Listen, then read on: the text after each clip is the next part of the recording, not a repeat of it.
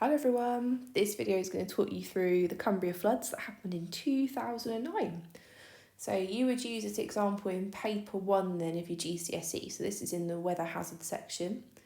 Specifically, the exam would say you have to do an example then of an extreme weather event in the UK and be able to talk about its causes, impacts and how the management strategies there then can reduce the risk. So you'll see by the way I've laid it out on the screen, we're going to break it down into nice chunks. So we're going to talk about causes, our impacts we're going to break down further, and management I think you can do in sort of 3 simple stages in 3 chunks. Okay, so the first thing we want to talk about a little bit here is location. So for those of us that have forgotten, this is in northwestern England then, okay, specifically the area that we're looking at and the photograph you can see on the screen. Well, that was taken in the town of Cockermouth, which was the worst hit then by the floods. So the 2 rivers that we're on about here that have caused us all of this flooding then, first of all then is the River Derwent, and second of all is the River Cocker, okay? So if we have a little think, the first thing we want to think about here is, well, what's caused us to get all of this flooding? So you've already talked about the rivers that are involved, but these rivers on their own can't just cause us all this flooding, okay? There are other factors, both physical and human here then, that have caused us to see some of the impacts. So if we start, we can break these causes down a little. So the first thing we've seen in terms of causes here was record heavy rainfall, okay? So we saw loads of rain in a short period of time, and that period of time then was 36 hours. Within that rainfall then, that was roughly a month's worth of average rainfall before the event as well. So if we imagine what our soil's like, well, the soil here is likely to be already saturated, okay, so already full of water. A bit like at home, if you ever water the plants in the garden and you keep pouring the water on, little puddles appear on top of the soil where it's already reached its sort of moisture content. So the soils here couldn't take any more water before we had all this 36 hours worth of rainfall. That and the location here, well, we saw have very steep slopes. Okay, so that steep slopes here means that the area that we're talking about that was flooded, that was affected, so this area here that we can see in the picture, well, that's at the bottom of a valley. So all of that water and all that rainfall now is going to start to trickle down these slopes, and it's going to collect right at the bottom. We think about the conditions of the river at this point as well. Our final point, point 4 here, as well, it was flowing about 25 times faster than normal. So really we were sort of set up, if you like, for the flood in this case.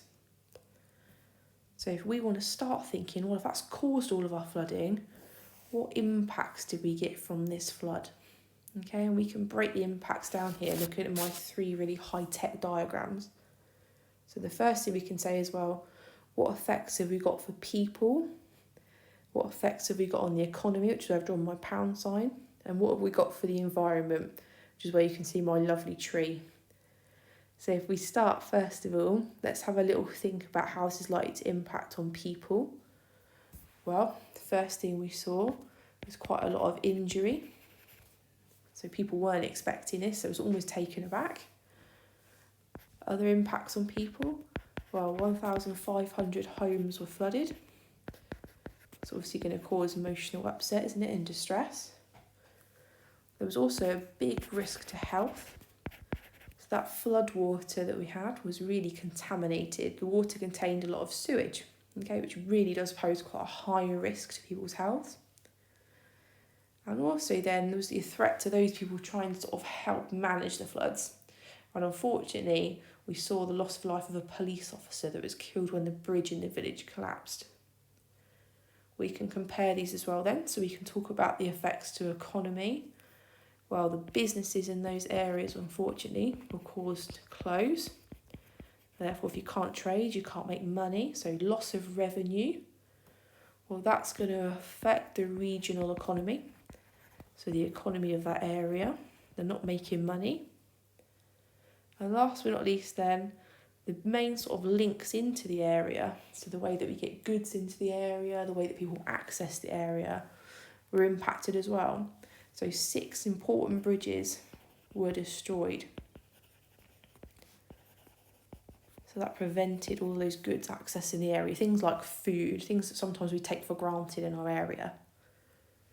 If we think about the impacts then to the environment, well, we did see landslides. Alongside that then, we had trees that are washed away.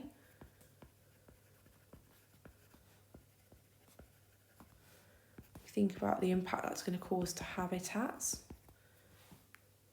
Okay, so all of those things then coupled together gave us some pretty big impacts. Okay, and combined then, well, our total cost of the floods here is about £100 million. Okay, just for that one small town, and that £100 million includes things like the insurance claims for those people who had their homes flooded, those people that had their businesses closed, well, it's the cost of them not being able to trade, the cost of rebuilding these bridges, repairing these natural habitats, okay, all sort of culminated in this £100 million cost. We could say, well, are there some positives out of this? And yeah, maybe there are. So the fact we're going to talk about in a minute, they might have improved flood defences. We could say, actually, some of these businesses might have come back a little bit stronger, a bit better. So it isn't all doom and gloom. However, unfortunately, most of the impacts we've got here are on the negative side of things. Right at the start then, I said we could break management down into sort of 3 chunks. Okay, and there are 3 main management methods they used here. So method number 1 they did then. So the first thing they said, actually, if we're going to improve the way we manage these floods, we've got to do this first. So improved flood warnings. Let's put this down here. That's method number 1. So actually, they said one of the reasons why we saw so much damage then is because people didn't really know about the floods. Okay, so going forward, what we need to do is give people more time then to be able to evacuate and protect their property. So put things like sandbags out, and that would lower that damage cost for us in the end, wouldn't it? Okay, and the group that sort of set about to do this were the Environment Agency. So the Environment Agency launched this text message warning scheme. Okay, so in theory, in future, if there's going to be flooding in the area, the Environment Agency will text all the local residents and say, right, we think there's going to be a flood, start thinking about how you want to protect your property, and that gives people that time to do that. So we might say, actually, that's really good because most people now are using smartphones, are using technology, so we'd be able to access that. However, the big negative of this is obviously not everybody is as technology savvy. So if we think about little old Doris in the village, she might well not get the warning here. Okay, so it might not be effective for everybody. The second thing they set about doing then, saying, well, actually, if we're improving the way we manage it with people, we also need to improve the way we manage it with the environment. And they set about building new flood defences. So flood defences is going to be method number 2. Here they invested quite heavily. So they spent about £4.5 million on these flood defences. And these were funded a little bit by the local community and also by the government. So the whole point here was saying, yep, these are going to be really good, and they were designed so that when we got to see the flooding and the water rising, okay, these flood defences would be there but also disappear from view, so it didn't block view of the river, still kept the aesthetics, didn't sort of get rid of any tourists because the area wasn't appealing anymore. Totally not the case. They also said, well, these are going to be great for us. Okay, it's going to sort of limit the amount of damage we're going to have going forward, and actually it's going to increase our capacity to cope in the area.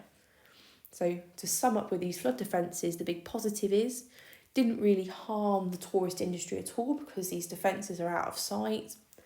However, quite expensive. They spent £4.5 million on them. So good pros and cons for that one. And finally then, method number 3 that they used to manage here was the help for businesses. Okay, so if I call this one business recovery. So with this one here, They said, well, actually what we need to do, businesses have really been impacted. They've not been able to trade. They've not been able to earn money. So what they did was they set about this big campaign with the newspapers, and the campaign was launched by the West Cumbria Development Agency. And they basically put this campaign out in the newspapers and in the media that said, actually, now we're open, okay, and the campaign was called Open for Business as Usual. I'll put that here.